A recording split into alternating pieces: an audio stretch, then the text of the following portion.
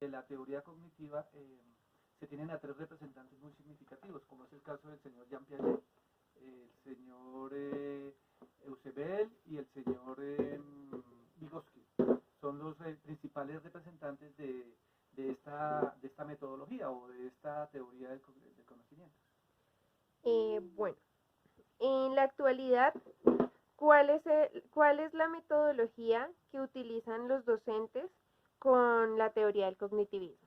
Pues ahí es muy flexible y muy relativo, porque hoy por hoy, si solo nos quedáramos con lo de Jean Piaget, nos quedaríamos muy cortos en el contexto de que nos trabajaría solo por estadios en el desarrollo del pensamiento del menor.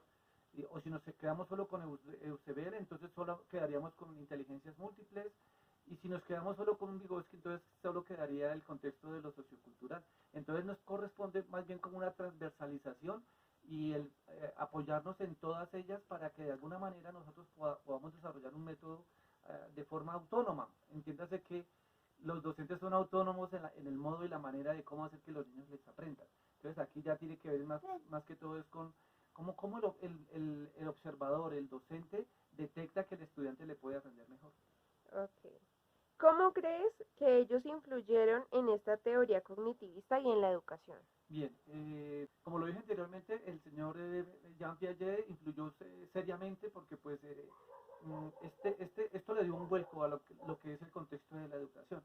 En el pasado, en el siglo XIX, se manejaban tres corrientes muy fuertes, que eran en Europa el idealismo y el prusianismo, en lo que tiene que ver con el humanismo como tal, y ya aquí pues los latinoamericanos nos acogimos mucho al humanismo que venía de Europa, ¿verdad? Con el contexto de la conquista europea.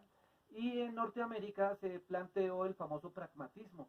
Entonces digamos que son tres grandes líneas o corrientes. Ya con la llegada del señor Eusebel y el señor Jean Piaget y el señor Vygotsky en el siglo XX se le dio un vuelco al contexto del proceso del aprendizaje.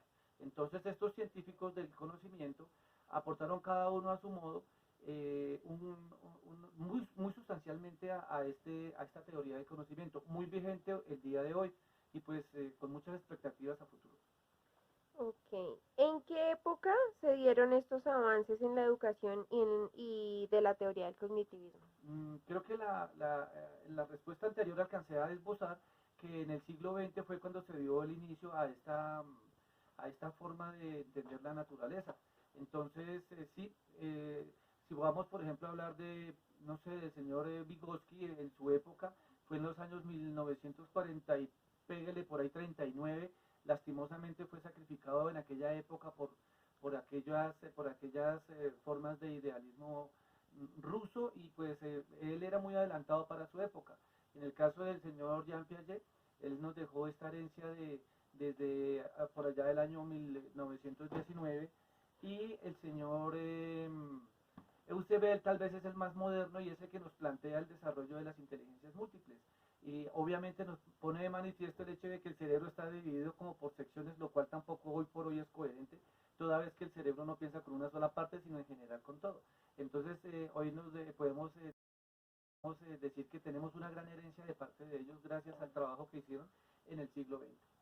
Ok, y por último, para el mundo futuro, ¿crees que esta teoría se seguiría aplicando y seguiría siendo viable trabajarla y obteniendo, digamos, buenos resultados? Sí, el ser humano siempre va a aprender, el ser humano siempre va a tener la posibilidad de acercarse a la naturaleza y tratar de comprenderla. Entonces, en este momento el gran dilema que se tiene con respecto a la metodología más adecuada obedece a la llegada de nuevas tendencias en lo referente a la tecnología, especialmente lo que tiene que ver con la inteligencia artificial. Allí vemos que los nuevos estudiantes van a tener que enfrentarse a un formidable competidor, que en este caso vienen siendo las máquinas. Si la cosa no va por donde es, terminamos siendo nosotros los que le vamos a servir a las máquinas y no las máquinas a nosotros. ¿Cuál es la sugerencia para las nuevas generaciones? Que se documenten mucho frente a esta temática. La temática de la inteligencia artificial es muy amplia, es muy completa, tiene que ver con la utilización de la mecánica cuántica y de lo que tenga que ver con aquella gran capacidad que tienen las máquinas al desarrollar este tipo de tecnología y más a este nivel de desarrollo intelectual. Entonces, mm, espero que hoy con esta pequeña intervención y con la ayuda de nuestro querido secretario podamos nosotros llegar a una conclusión acerca de lo que es la teoría cognitiva. Bueno, muchísimas gracias, profesor. Mucho gusto para servir.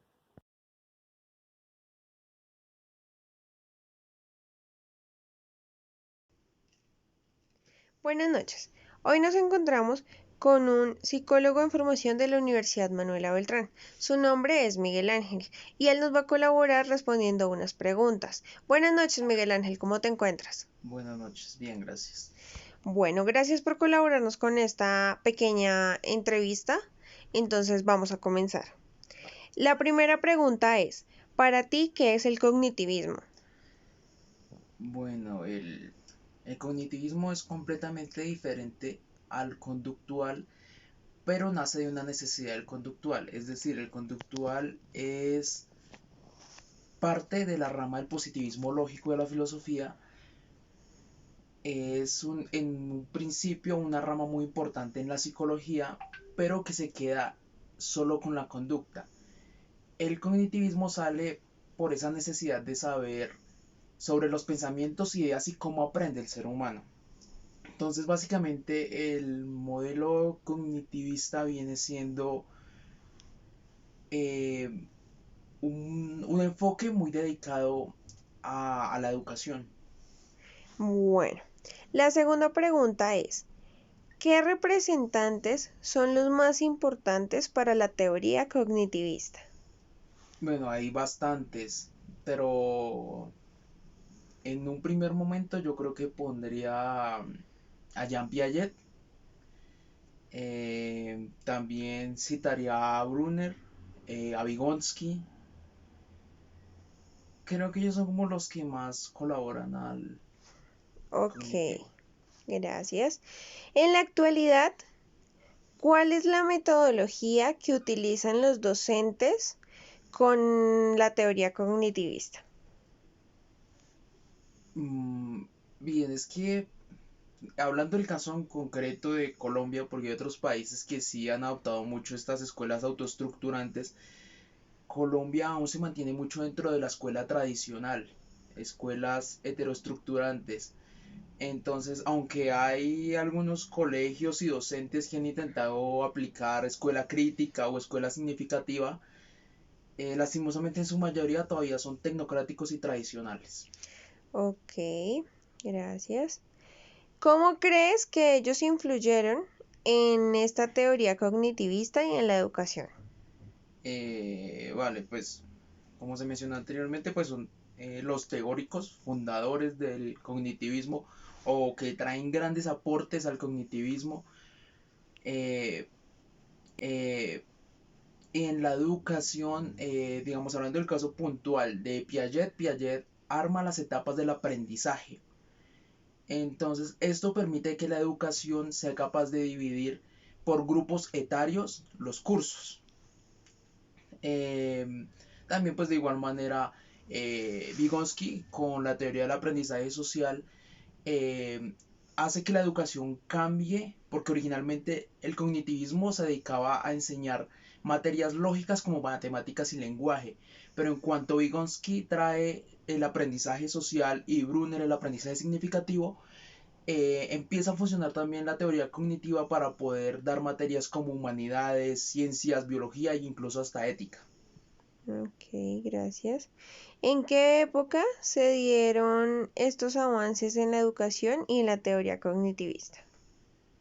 La verdad, en este momento se me escapan los años, pero siendo lógico con las teorías de Vygotsky, creo que sería como hacia mediados de 1860. Ok. Por último, para el mundo futuro, ¿crees que esta teoría se seguiría aplicando y seguiría siendo viable trabajarla y obteniendo buenos resultados? Vale, como lo mencioné anteriormente, la teoría cognitivista ayuda tanto en los modelos heteroestructurantes como en los autoestructurantes.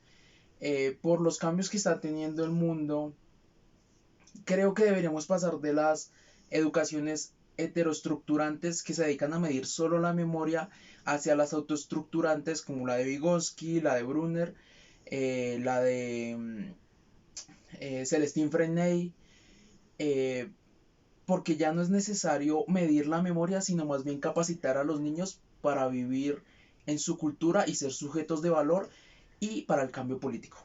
Vale, muchísimas gracias. Muchas gracias.